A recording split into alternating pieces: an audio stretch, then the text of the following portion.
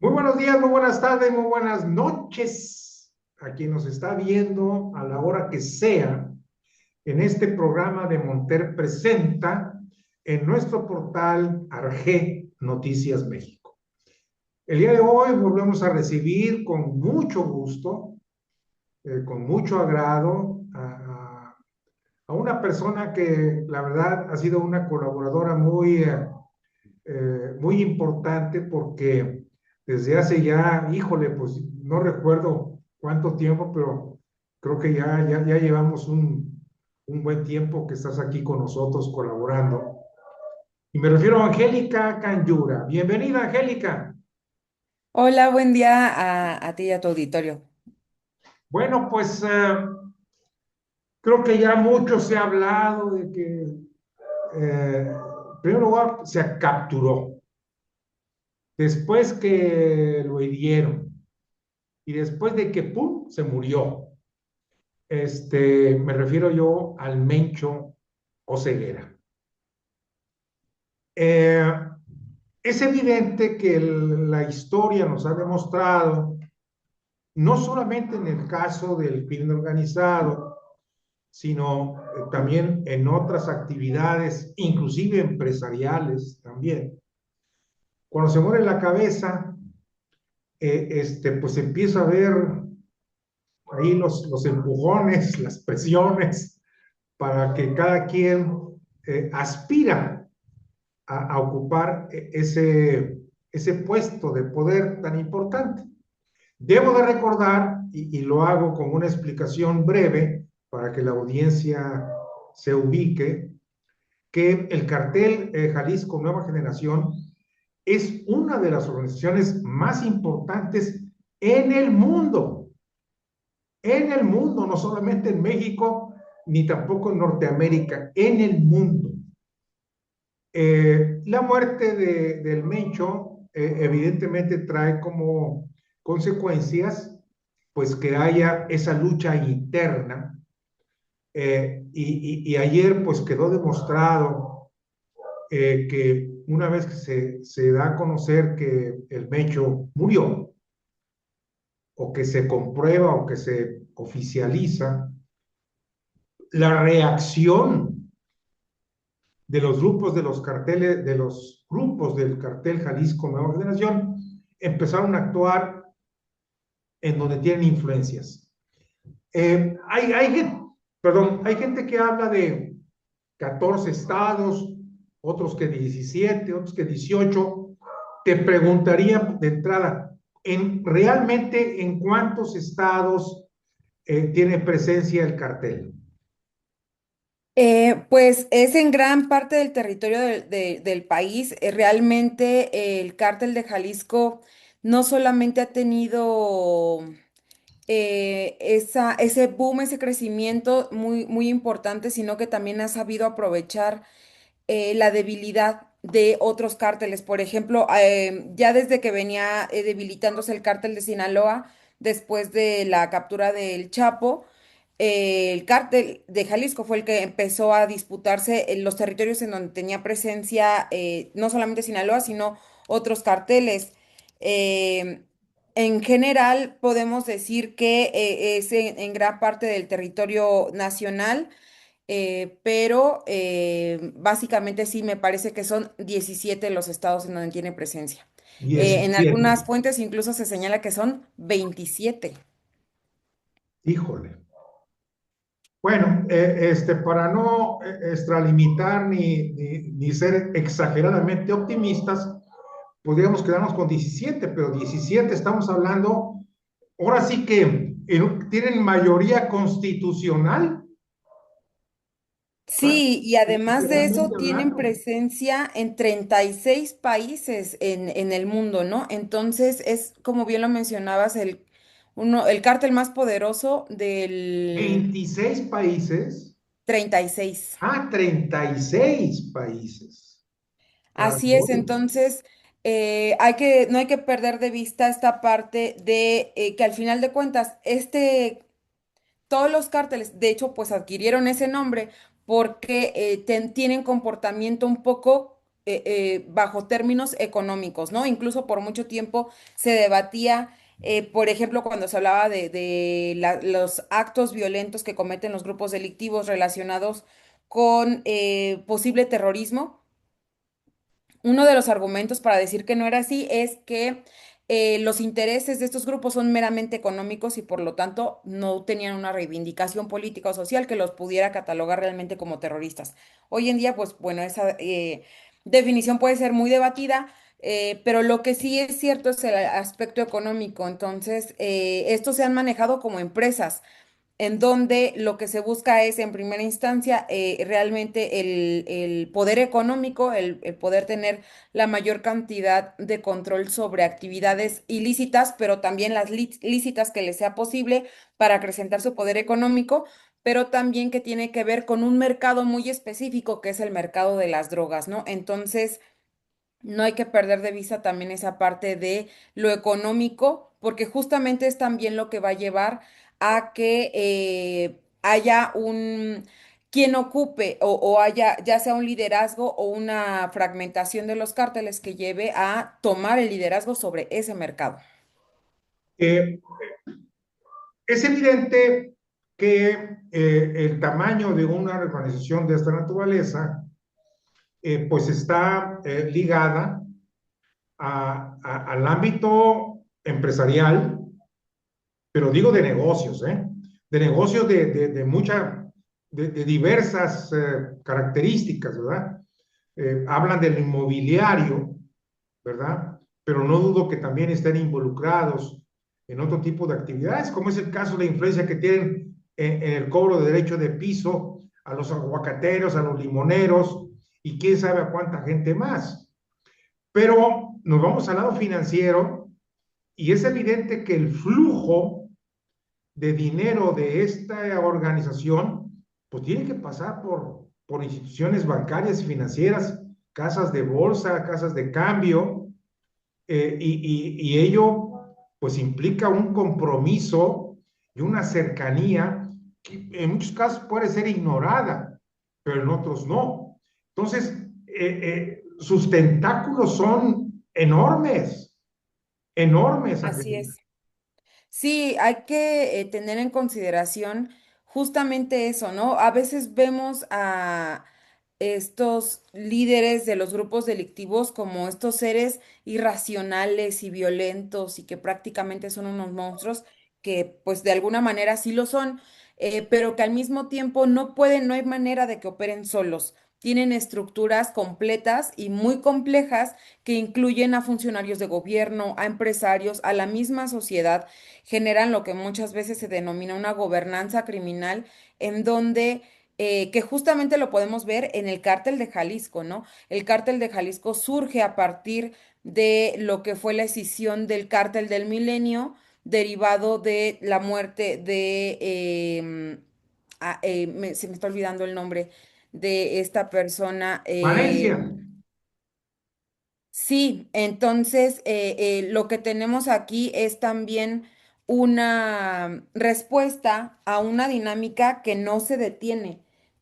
Mi gatita siempre queriendo llamar la atención, en donde lo que ocurre es que se queda, son vacíos de parte de la autoridad que son tomados por estas personas, por esta economía ilícita y que al mismo tiempo encuentra la forma de operar con la venia de políticos, ya sea cooptándolos o colocándolos en el lugar adecuado para poder ser parte de ese entramado. Lo tenemos también muy claro con lo que ocurrió en Sinaloa. Se escinde el cártel de Sinaloa, empieza la violencia y empiezan a surgir también estos nexos. Ya se había visto también ahora con el cártel de Jalisco lo que ocurrió con el alcalde de Tequila. Sí. Ese nivel de penetración y ese nivel trabajo conjunto que se tiene también con las esferas lícitas, ya sea en algunos casos por voluntad y en otras ocasiones por una cooptación que proviene de la fuerza de su violencia, ¿no? De su capacidad de fuego. Angélica, de acuerdo a tu experiencia, ya tú de alguna forma empezaste a describirlo, ¿verdad?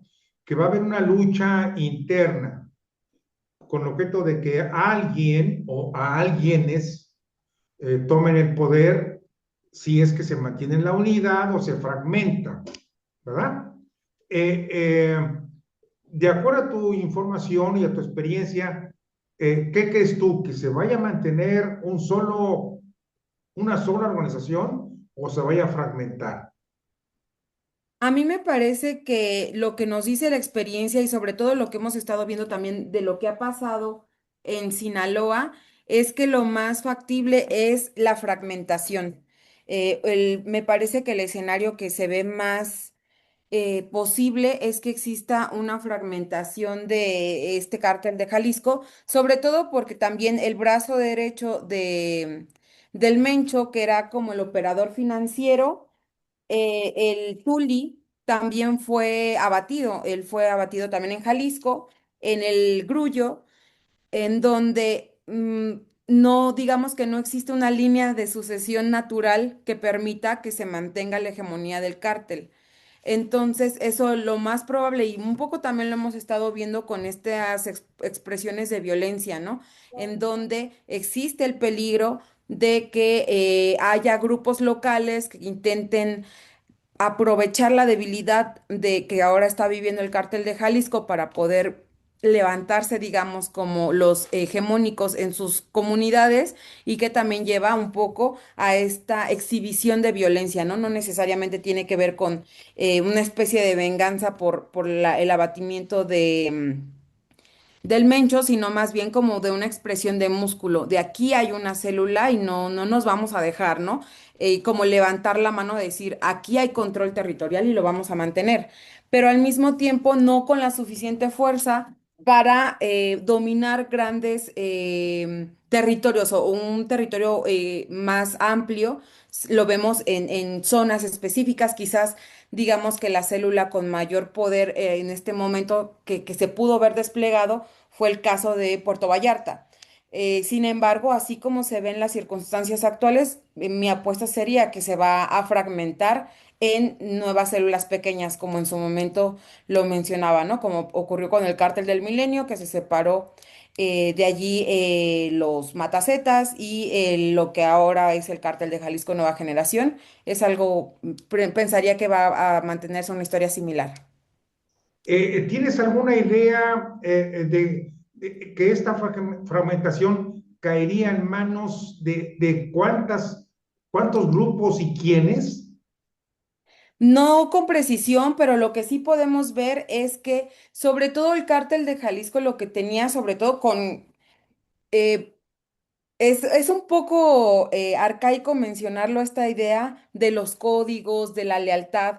Sin embargo, es cierto también que el cártel de Jalisco ya era el último que quedaba con esta figura carismática, cohesionadora de todo el imaginario que era este cártel, ¿no? Lo veíamos mucho también en las expresiones de violencia, porque además un cártel muy sanguinario, en donde la gente que se identificaba o que era parte de este gran grupo delictivo, siempre lo mencionaban, pura gente del Mencho, pura gente de cuatro letras, Y los bla, bla. corridos, ¿no? Todo ese rollo. Exacto, sí existía una especie de pertenencia que es algo que hemos visto constantemente. Cuando esta pertenencia se rompe porque estaba basada en un liderazgo carismático, lo que ocurre es que cada zona va tomando su propio lugar, ¿no? El pleito, por ejemplo, que había en Guanajuato es el de el cártel Santa Rosa de Lima contra cártel de Jalisco que quería también dominar todo lo ilícito en Guanajuato. Ah, bueno, pues ahora se queda el cártel de Santa Rosa de Lima. Pudiese existir la posibilidad de que ellos puedan adquirir la hegemonía en el lugar y entonces mantener sus propias operaciones. Lo mismo por parte de Michoacán, ¿no? Michoacán también tenía una gran base de cártel de Jalisco que pudiese quedarse solamente en el estado.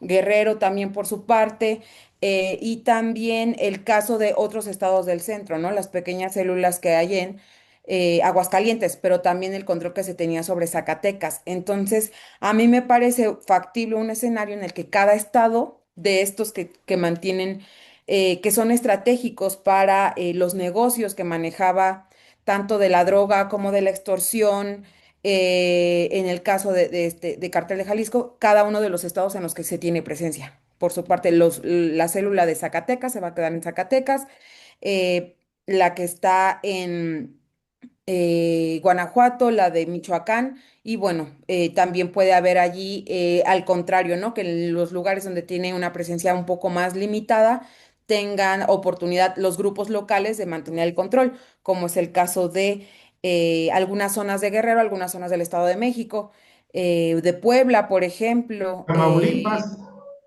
Tamaulipas, que bueno, ahí técnicamente era el cártel del Golfo, pero que había tenido también bastante presencia cártel de Jalisco. Ya empezábamos a tener presencia también, por ejemplo, del otro lado del Golfo del Mar de Cortés, donde tenemos a las Baja Californias. Vimos también que en Baja California Norte hubo también bloqueos y hubo este tipo de expresiones de violencia. Entonces, es que se generen liderazgos de esa misma zona, de quienes son las cabezas de esos estados se mantengan como una célula propia. Pero pues bueno, lo iremos viendo, porque además esto no lo podemos dejar de ver a la luz de lo que ocurre con la lucha intestina que hay entre Chapitos y la Malliza en el territorio que era sí. controlado por Sinaloa, por el cártel de Sinaloa. Angélica, y entonces si llega a haber esta fragmentación, eh, eh, me imagino que a nivel internacional también va a suceder algo parecido y se van a debilitar o van a tener que llegar a algunos acuerdos, ¿no? Sí, sobre todo tomar en consideración las alianzas que ya existían para la operación de los negocios a nivel internacional. Esos vínculos que tenía el cártel en otros países son los que van a generar las condiciones para que haya un relevo del poder o que hagan negocios con otros grupos que sean más afines o que tengan mayor facilidad para generar alianzas, ¿no? Porque sabemos también que hay muchos perfiles que simplemente su fuerte no es la negociación, no es el trabajo estratégico, sino simplemente el tema de la violencia y lo que tendría que ser con el control territorial.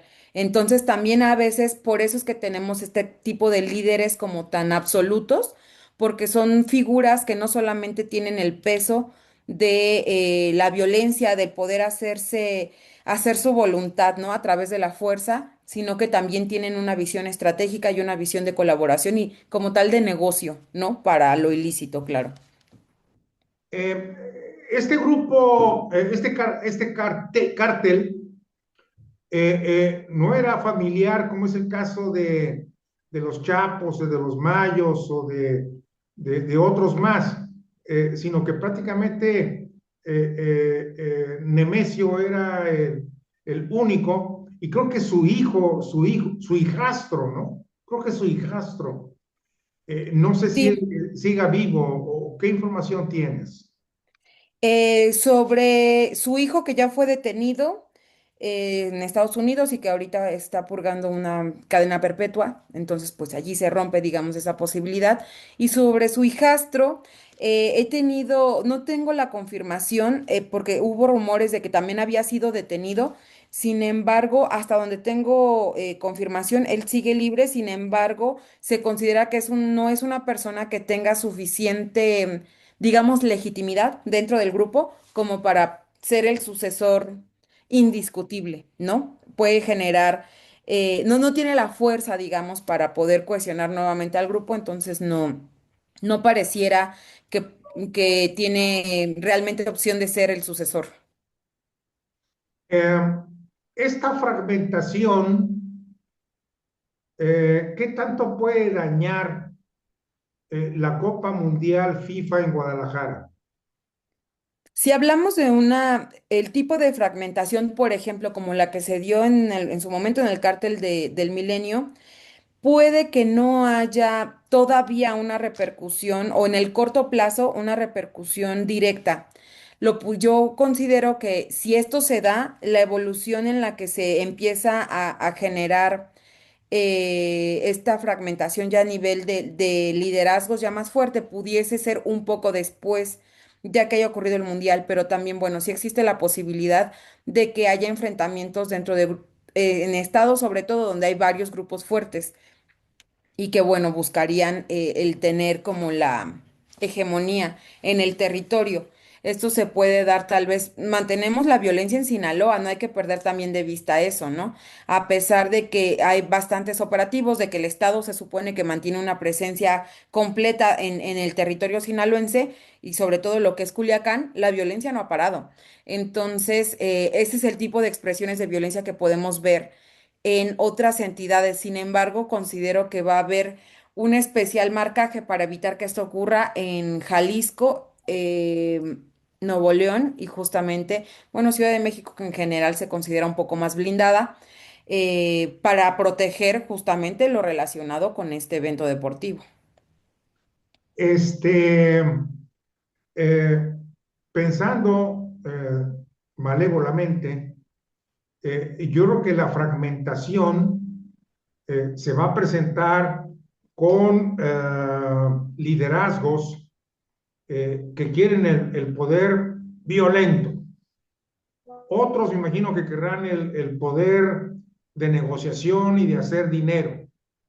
Otros podrán pensar en tener el poder inmediato traicionando o aliándose por otro lado. Entonces, el escenario de la Copa Mundial FIFA en Guadalajara es un escenario ideal para esos líderes que están buscando el poder en este cartel Jalisco Nueva Generación, de provocar violencia para hacerse del poder.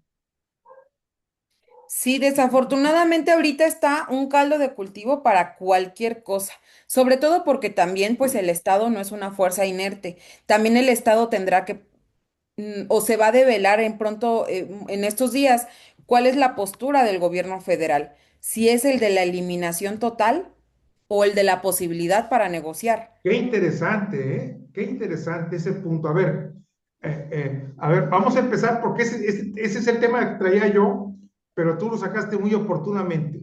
Entonces, todo va a depender del tipo de decisión de política pública que decida Sheinbaum.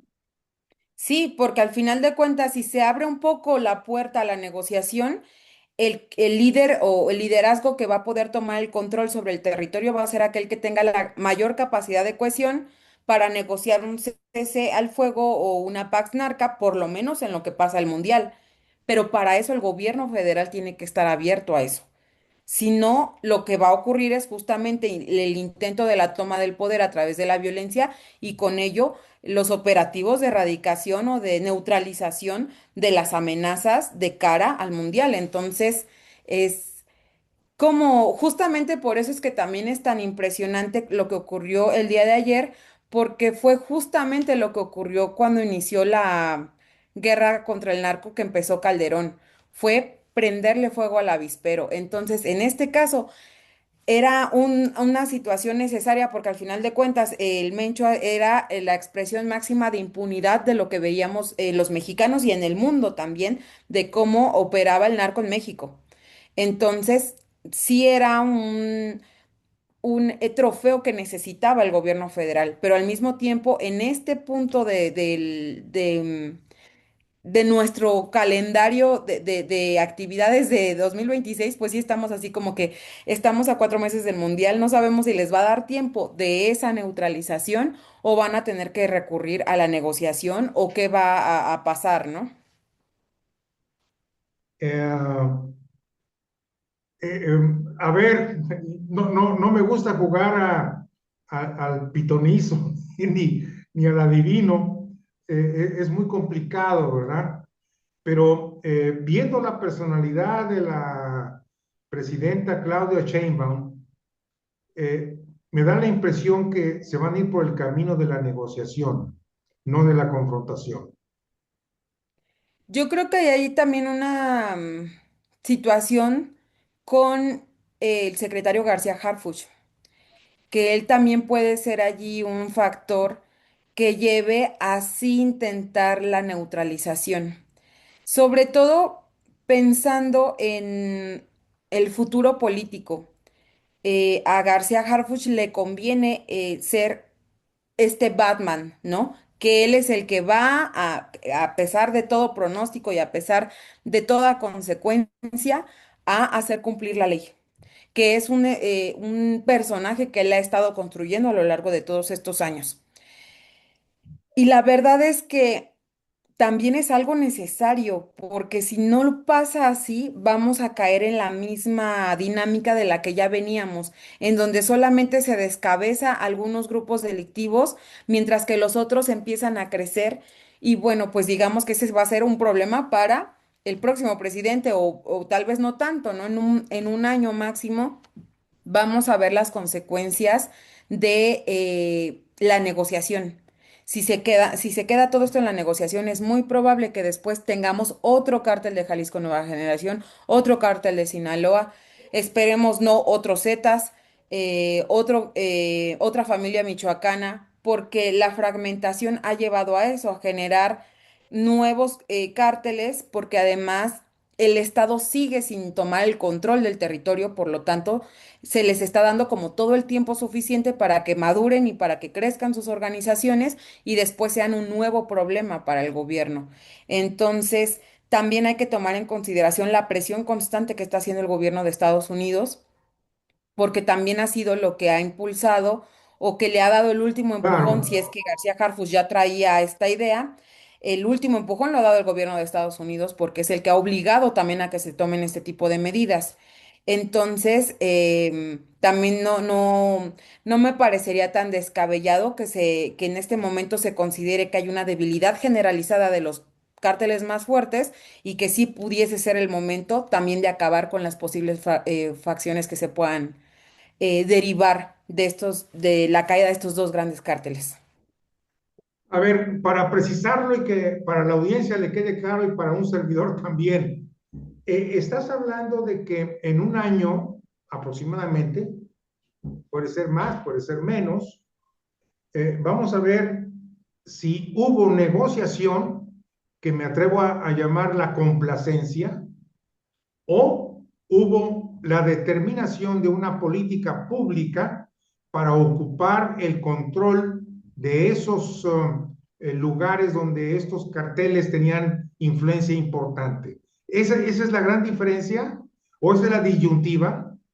Sí, me parece que sobre todo en lo que va relacionado a cómo operaba el cártel de Jalisco, se tiene esta oportunidad de tomar esos territorios. Sin embargo, también hay que considerar que la federación por sí misma, sobre todo lo que es Secretaría de Seguridad Ciudadana, no tiene suficientes elementos para llevar a cabo esta empresa. Exactamente. Y la otra también es el grado de cooptación que hay en el nivel local. Tan solo lo vimos en el caso que, bueno, eso es natural de cualquier operación de inteligencia, pero el gobernador no sabía, no hubo un solo policía involucrado, porque no hay confianza, porque se considera una gran infiltración, porque el Mencho ya se había escapado un montón de veces de los operativos. Entonces, está muy complicado. No digo que no se vaya a hacer el esfuerzo, pero también es cierto que se está en un escenario demasiado frágil del lado de las autoridades mexicanas, sobre todo de seguridad pública, porque al final de cuentas lo que vimos también el domingo fue el despliegue del poder del ejército, que a pesar de que hubo colaboración en materia de inteligencia con el gobierno estadounidense, básicamente el trabajo y sobre todo el trabajo de campo lo hizo el ejército mexicano con la Guardia Nacional.